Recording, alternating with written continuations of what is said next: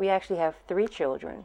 We have 2 boys and a girl, and my 2 boys are the ones that have been diagnosed with sickle cell disease.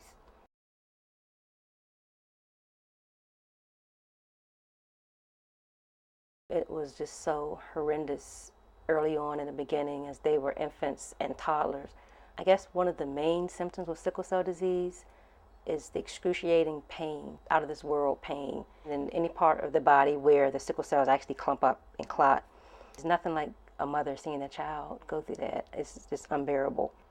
Nathan's first crisis was probably when he was 9 months or 12 months. And once he had that first crisis, then he began to start getting sick more frequently.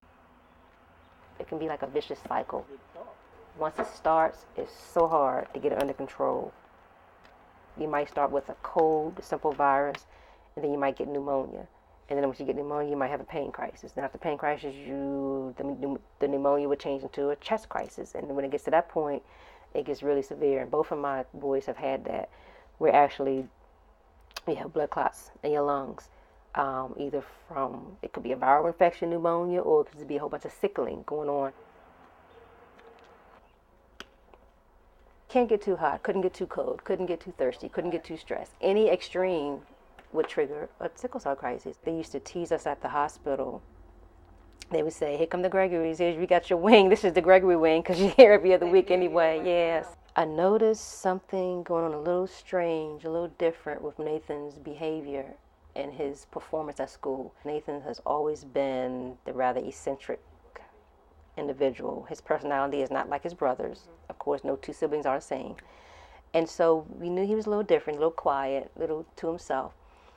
But I started to see him having problems with focusing. And he always had the problem with fine motor skills, problem with organization, and then dealing with him being so forgetful. He might put silverware in the microwave. He'll reach his arm over the stove when it's on. He will leave water running and just leave. Sometimes I forget homework assignments that I got turned in. Then I get bad grades for it and stuff, missing grades. Sometimes I forget my pencil, I leave it, and then I don't got pencil, so I can't do my work. So they finally came to me and said, well, we're doing this study on sickle cell patients who have possibly had what we call a silent stroke. And to qualify, he has to have an MRI, and on the MRI has to be certain criteria which defines a stroke. Of course, one of the other precipitating criteria was that he had to be doing poorly in school. Well, we found out from the testing that, yes, he had had a stroke. Nobody really knew it. And I guess that's why they call it a silent stroke, because he wasn't paralyzed, he didn't have slurred speech, he could see, nothing physical, no physical manifestations happened at all.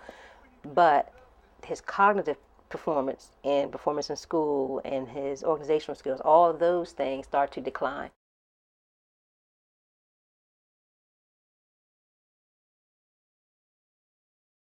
They take us in the pediatric center and they give you the needle and hook the IV cord in there, then hook the blood bag, and it goes through the tubes into your veins through the needle.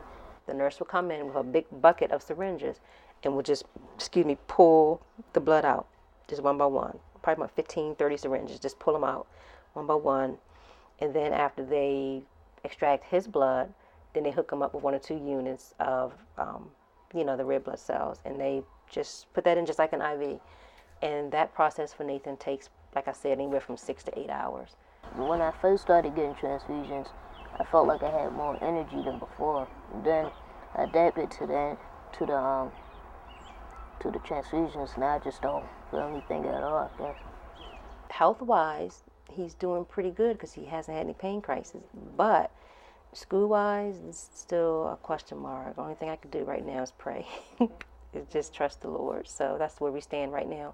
We're just so happy with the transfusions for us because it's really to help them live a better quality of life and help them be a little bit more like normal. So we're really thankful for that.